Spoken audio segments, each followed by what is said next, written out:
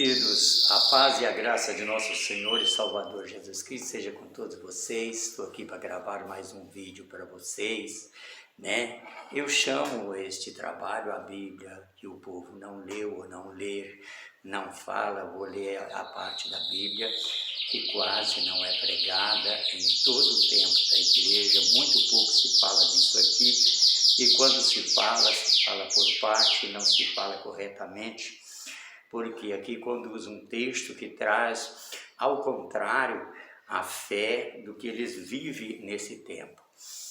Meus amados, após esta palavra, eu quero estar orando para você, quero pedir para você curtir, compartilhar, examinar as Escrituras Sagradas, porque quando a gente examina as nossas Escrituras, nós teremos mais entendimento.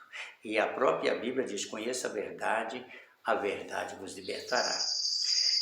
A minha Bíblia está aberta em Mateus 24, que eu vou estar falando com você, e você abre a sua também, em Mateus 24, está escrito assim: tendo Jesus saído do templo, ia se retirando, quando se aproximaram dele os seus discípulos para lhe mostrar as construções do templo.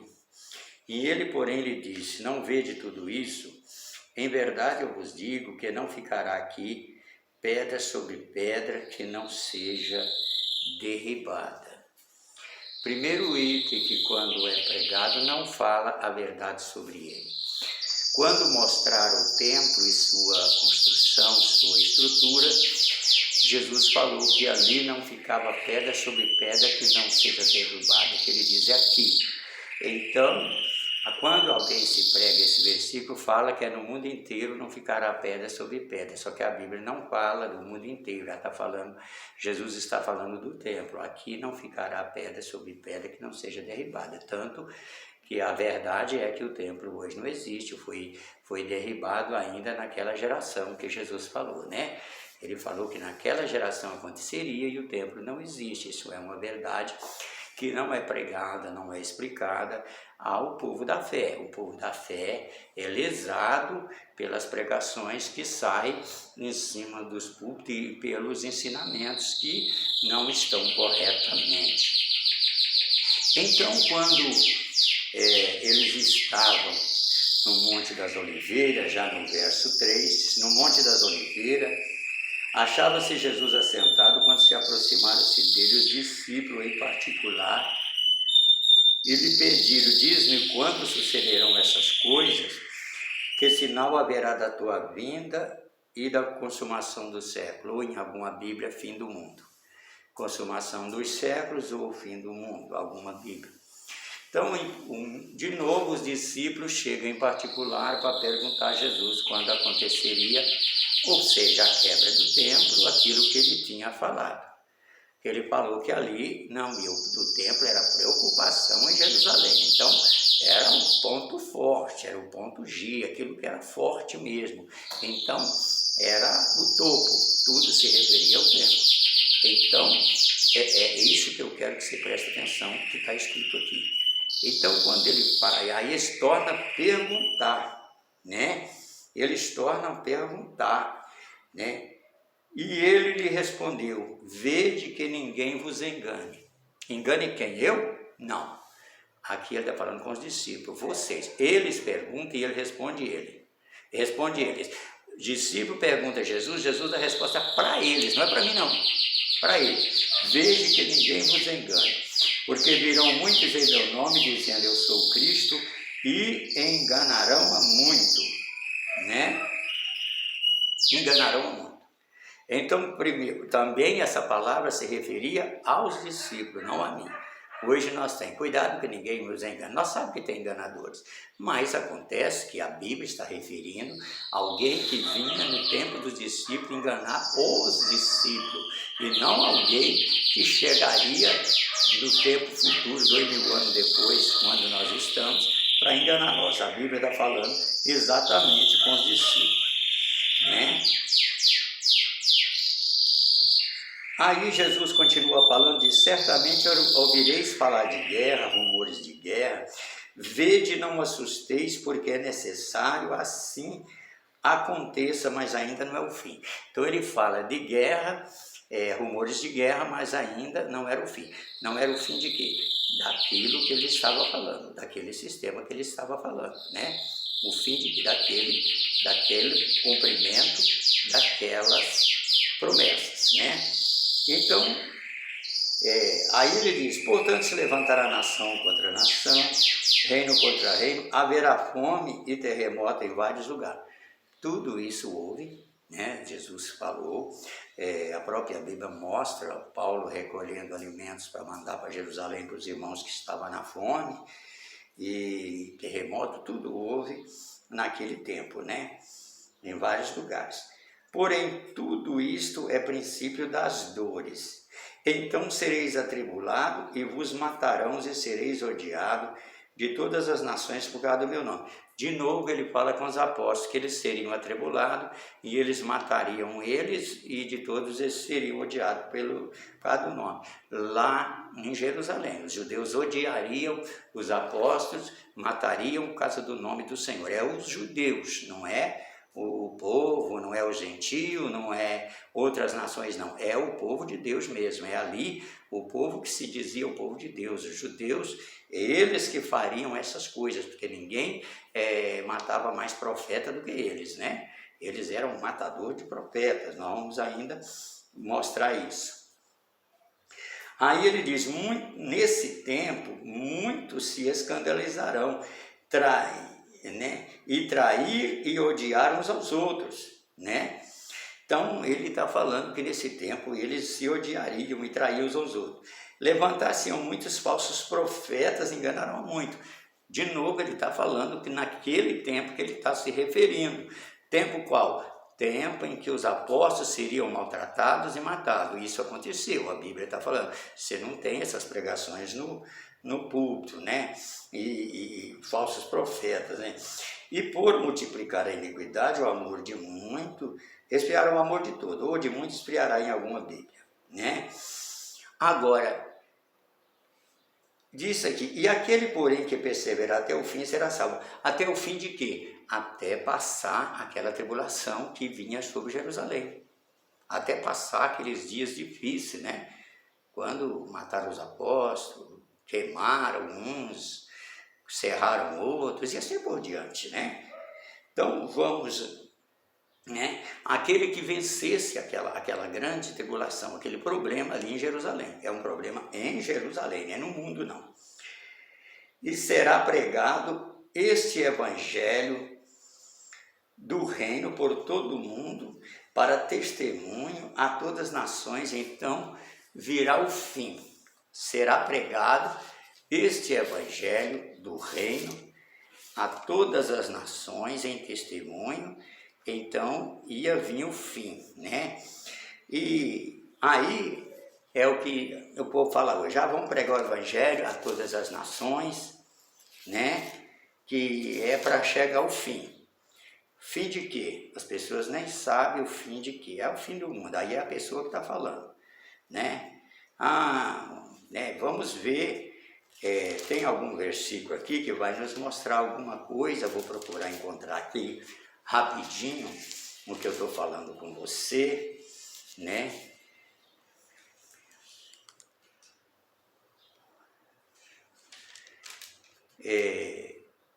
Eu vou ver, eu acho que Colossenses 1:23.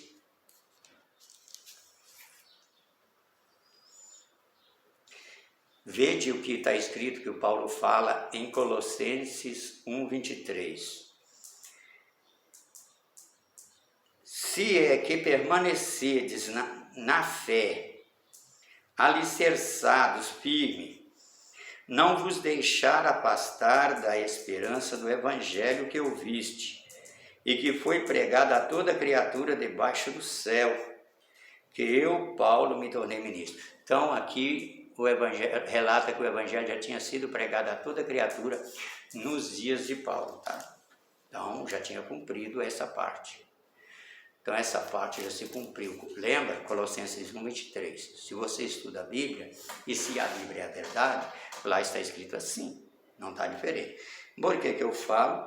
Em cima dos púlpitos, não falarão essas coisas, porque torce o que eles pregam, está torcendo, os torna enganadores, os torna aqueles que estão omitindo a verdade do rebanho.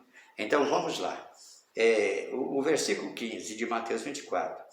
Quando, pois, virdes abominável da desolação de que falou o profeta Daniel, no lugar santo, quem lê entenda. Então os que estiverem na Judéia, fujam para os montes. Quem estiver sobre o eirado, não desça a tirar da sua casa alguma coisa. Quem estiver no campo, não volte para o lugar de sua casa, para pegar sua capa. E ai das que estiverem grávidas e das que amamentarem naqueles dias. Orai para que a vossa fuga não se dê no inverno e no sábado, porque nesse tempo haverá grande tribulação. É naquele tempo, como desde o princípio do mundo até agora não houve, se tem havido. Até agora quando? Até agora do momento que Jesus está falando. Não é até agora, hoje, que o pastor Geraldo está falando. Isso aqui está 2000 anos de escrita, e Jesus falando com os seus discípulos do que deveria acontecer ali, em Jerusalém, não no mundo todo, e naqueles dias que deveria acontecer. Por que vai ser naqueles dias? Nós vamos olhar. Então, aí, quem estivesse, no campo não voltasse em casa, quem estivesse em cima do telhado fosse embora dali mesmo, porque a tribulação seria muito grande, a guerra ali seria terrível, né? Versículo 22. Se não tivesse aqueles dias sido abreviados, ninguém seria salvo. Mas por causa dos escolhidos, tais dias serão abreviados. Haviam alguns escolhidos ali. E Deus então não deixou aquela tribulação ocorrer muito tempo, que ninguém seria salvo. Todo mundo se perderia. Então havia alguns escolhidos ali em Jerusalém, né? Aí a Bíblia diz, então, se alguém vos disser, eis aqui o Cristo, eis ali, não acrediteis, porque surgirão falsos cristos, falsos profetas, operando grandes sinais e prodígios para enganar, se possível, os próprios eleitos. Está falando dos eleitos de Deus, que poderia ser escolhido por aqueles operadores de sinais e não era o Cristo, né? E que não era o Cristo, e era operador de sinais, né? Agora veja o que Jesus fala no verso 25. Vede que eu vos tenho predito. Ele fala com os apóstolos. Olha, eu estou vos dizendo que isso vai acontecer. Toma cuidado. Quando isso aparecer, vocês já não entram. Então ele está falando com os apóstolos. Não é comigo nem com você. Isso aqui é um assunto ocorrido, um assunto que se cumpriu. Vamos ver por que se cumpriu. Portanto, se vos disser, eis que ele está no deserto, não saiais, eis que ele está no interior da casa, não acrediteis. Porque assim como o relâmpago sai do oriente e mostra-se no ocidente, assim há de ser a vida do Filho do Homem. E onde estiver o cadáver, aí se juntarão os adultos, ou seja, onde estiver o corpo, ajuntarão as águias. Então, aonde estivesse alguém que pertencesse ao Evangelho, Jesus estaria chegando ali, aonde eles estavam. Então, a ressurreição dele, a volta dele seria vista só por alguns e não por todos. Ele diz, eu vou e venho para vós, o mundo não me vê, mas vós me vereis, porque eu vivo, vós vivereis. Se não me falho, em João, no capítulo 15. Aí, ele vai falar outra coisa aqui no verso 29. Logo em seguida, a tribulação daqueles dias. Isso não é futuro, isso é a tribulação que começaria com a queda do tempo, tá? O sol escurecerá, a lua não dará sua claridade, as estrelas cairão do firmamento. E os poderes do céu serão abalados. Isso aqui é outra coisa. O sol, né? A lua, as estrelas. No capítulo 12 fala de uma mulher que tinha uma coroa de 12 estrelas sobre a cabeça tinha o sol e a lua a seus pés e era perseguida pelo dragão. A mulher que se representa Judá, as 12 estrelas, as 12 tribos, e a sol e a lua, Jacó e sua esposa. Essas estrelas cairiam e esse sol e essa lua se escureceriam diante da tribulação, tá? Não é o céu lá em cima, o sol lá em cima, a lua lá em cima, as estrelas que nós conhecemos. Aqui onde a Bíblia se refere, céu, aqui ela está se referindo ao reino. Estrelas está referindo pessoas que vistas de longe, né? Sol e luas, governos, assim por diante, né? Então esse poder do reino do céu seria o céu dos homens, não o céu de Deus, tá? Vamos lá. Capítulo 30. Então aparecerá no céu o sinal do Filho do Homem, o sinal. Todo o povo da terra se lamentarão e verão o Filho do Homem vindo sobre as nuvens do céu com poder de glória. Essa questão da nuvem é uma questão de expressão. Por que é questão de expressão? Porque a nuvem que ele trazia era a tempestade, é a tribulação. O dia do Senhor era dia de indignação, Joel 2. Vocês vão em Joel 2, ler lá, vocês vão ver essas nuvens, você vai ver esses povos, você vai ver essas coisas, você vai ver esse dia. Então o dia do Senhor não é um dia de glória, era um dia de indignação, porque havia muito problema ali em Jerusalém, com os judeus, o pecado era aguçado, né? E todos os povos da terra se lamentarão e verão o Filho. Qual terra? Da terra de Israel, tá? Aqui agora